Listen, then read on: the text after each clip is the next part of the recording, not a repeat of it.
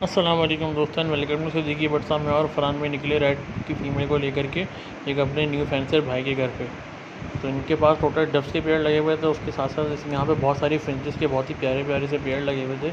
इसमें काफ़ी सारी म्यूटेशन थी, कॉमन साइज़ के अंदर। और इनके पेंगुइन का हमें सुबहान अल्लाह, इसको देखते ही मुझसे माशाल्लाह निकल जाए।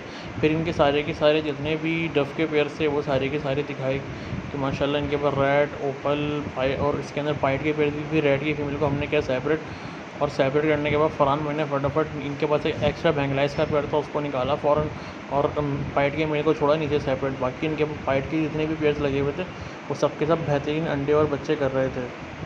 ये देखें दोस्तों कितना प्यारा सा चेक निकला हुआ इनके पास डफ के सारे पेयर बहुत ही हैप्पी थे, क्योंकि इनके पास बेहतरीन धूप आती है। और ये देखें डफ के प्यारे प्यारे दो बच्चे, और उसके बाद इनके सारे के सारे ये पूरा का पूरा सेटअप दोस्तों डफ का।